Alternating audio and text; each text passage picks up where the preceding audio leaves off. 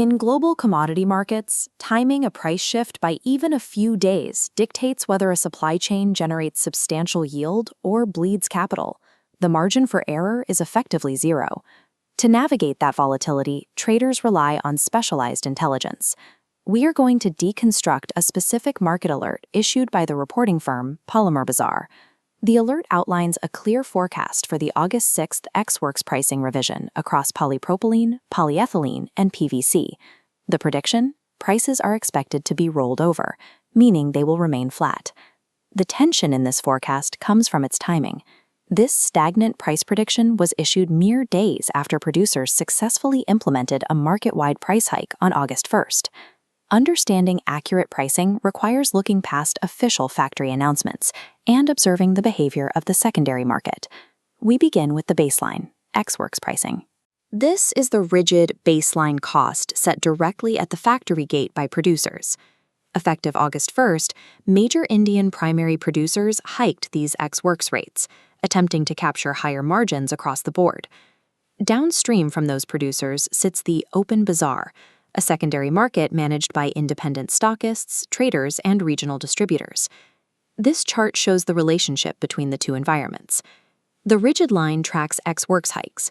The fluid line tracks open bazaar premiums, acting as an indicator for factory prices. The forecast was triggered when the premium decoupled and fell, while primary prices remained elevated. To understand why the primary market is destined to flatline, we must unpack the exact structural behaviors driving this divergence in the secondary market. We look first at the bottom of the supply chain, the downstream converters who buy raw polymers to manufacture goods. Polymer Bazaar's field intelligence notes that buyer demand from these converters weakened immediately following the August 1st hike. The root of this hesitation is widespread market confusion, caused by an ongoing geopolitical crisis disrupting global trade routes. Faced with economic uncertainty, converters abandoned stockpiling inventory.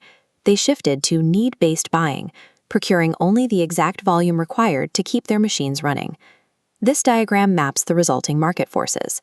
Need-based buying vaporizes forward demand pressure, applying a downward counterforce against the producer's upward price hike. By buying only what they absolutely require, converters are effectively calling the primary producer's bluff. Geopolitical anxiety translates into behavioral demand destruction. It neutralizes a producer's pricing power at the factory gate. The second downward pressure vector comes from the middle of the supply chain, the stockists and traders warehousing material between the factory and the converter. These traders analyze the August 1st Ex-Works hike and read it not as a new baseline, but as a cyclical market peak.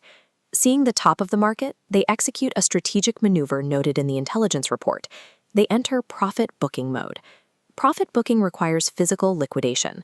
Traders rapidly offload their warehoused inventory to lock in margins before the market corrects downward. Looking at the supply flow, this mass liquidation creates a rapid influx of inventory, specifically within the secondary market. This inventory flood explains the report's observation. Open bazaar premiums are cooling off across most polymer grades. Cooling premiums indicate middlemen are willing to sell material below factory rates to guarantee a sale. This rogue secondary pricing undercuts the primary producers. It adds a heavy layer of downward pressure, forcing factories to abandon plans for subsequent hikes. Middlemen, acting to protect their own financial interest, effectively remove the market premiums producers rely on to justify price increases. If downstream demand has stalled and the secondary market is saturated with liquidated supply, pricing should theoretically crash, yet the prediction remains a flat rollover. The report identifies localized shortages in specific grades as the factor preventing a total price collapse, specifically HD film and LD lamination. These specific polymer applications are experiencing acute supply chain bottlenecks at the factory level. A lack of availability in these microgrades exerts an upward tension on the broader commodity category. This scarcity acts as an anchor. It provides a base that prevents an unrestricted price crash, even as the broader secondary market attempts to push rates down. The report notes that shortages in other categories, like random and PP film, have eased. The scarcity is highly specific. These localized bottlenecks are enough to arrest a broader market fall, but they are too isolated to give producers the leverage needed to force another price hike. Microsupply constraints operate as a market floor. They catch the falling momentum, turning a potential drop into a stagnant rollover. We can now map these distinct behavioral variables into a unified model to see why the rollover forecast was inevitable. The structure begins with the ambition of the producers attempting to move the market upward on August 1st. We apply the behavior of the downstream buyers, shifting to need-based procurement and stalling upward momentum. We add the liquidation pressure from the middlemen, flooding the secondary market with discounted supply to lock in their own margins. Finally, we add the physical reality of limited factory output in specific grades, which serves as the structural floor beneath the market. The resolution of these conflicting forces is a structural equilibrium. The forecast is confirmed by the data.